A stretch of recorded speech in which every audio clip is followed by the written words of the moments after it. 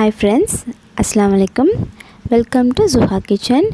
இன்னைக்கு நம்ம கிச்சனில் என்ன ரெசிபி பார்க்க போகிறோன்னா கீமா வெஜ் பிரியாணி எப்படி செய்கிறதுன்னு பார்க்க போகிறோம். இந்த வெஜ் பிரியாணிக்கு நான் பிரியாணி ரைஸ்லாம் எடுக்கலைங்க, நார்மலான பொன்னி அரிசி தான் வீட்டுக்கு ஆக்கிறது தான் எடுத்திருக்கேன். இதை எப்படி சூப்பராக செய்கிறதுன்னு இந்த வீடியோவில் பார்க்க போகிறோம்.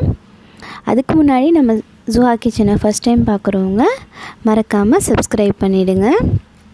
இப்போ வாங்க இதை எப்படி செய்கிறதுன்னு பார்க்கலாம். இந்த வெஜ் பிரியாணிக்கு நான் வெஜிடபிள்ஸ்லாம் கட் பண்ணி எடுத்திருக்கேன்.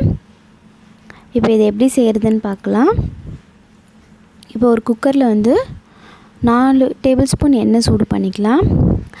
2 துண்டு பட்டை, 4 ஏலக்காய், 2 பச்சை மிளகா இதெல்லாம் சேர்த்து நல்லா இது பண்ணிடலாம். நான் 2 பெரிய வெங்காயம் கட் பண்ணி வச்சுருக்கேன். வெங்காயம் வதக்கிறதுக்கு உப்பு போட்டுக்கலாம். இப்போ இதை நல்லா வதக்கிட்ட பிறகு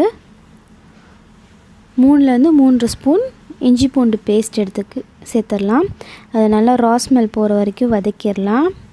இப்போ நல்லா வணங்கிடுச்சு.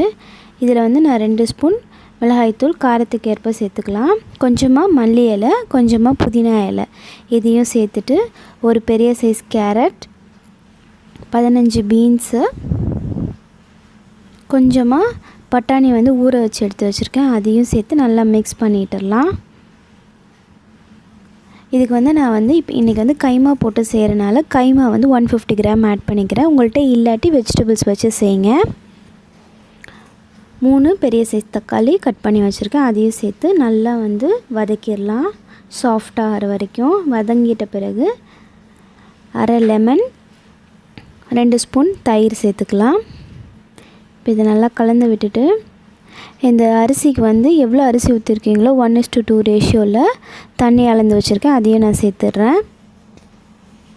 இப்போ தண்ணி நல்லா கொதித்த பிறகு நம்ம ஊற வச்சு எடுத்து வச்சுருக்க அரிசியும் உள்ளே சேர்த்துடலாம். அரிசிலாம் நல்லா கொதிச்சுட்டு இருக்குது. இதுக்கு நான் விசில்லாம் விட போகிறது இல்லைங்க, நல்லா ஃபுல்லாக ட்ரை ஆகிட்ட பிறகு மூடி போட்டுடலாம். மூடி போட்டு ஒரு 10 to 15 மினிட்ஸ் புழுங்க விட்டுருங்க. இப்போ நல்லா கம்ப்ளீட்டாக குக் ஆகிடுச்சு. இப்போ ஓப்பன் பண்ணி பார்த்தா நல்லா குக் ஆகிட்டு இருக்குது. இல்லை மேலாக 1 ஸ்பூன் நெய் சேர்த்துருங்க, ஆப்ஷனல் தாங்க. இப்போ இதை நல்லா மிக்ஸ் பண்ணிடலாம்.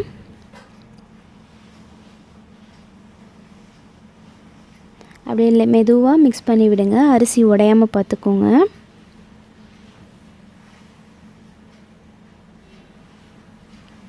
பாருங்கள், ஒரு சூப்பரான கீமா வெஜ் பிரியாணி நமக்கு ரெடி ஆகிடுச்சு. இது ஆனியன் ரைத்தா வச்சு நான் சர்வ் பண்ண போகிறேன். நீங்களும் இதை செஞ்சு பார்த்துட்டு சூடாக சர்வ் பண்ணுங்கள். எப்படி வந்துச்சுன்னு கமெண்ட் பண்ணுங்கள். இந்த வீடியோ பிடிச்சிருந்துச்சுன்னா உங்கள் ஃப்ரெண்ட்ஸ்க்கெல்லாம் ஷேர் பண்ணுங்கள், லைக் பண்ணுங்கள். மறக்காமல் நம்ம ஜுஹா கிச்சனை சப்ஸ்கிரைப் பண்ணிவிடுங்க. பாய், தேங்க்யூ.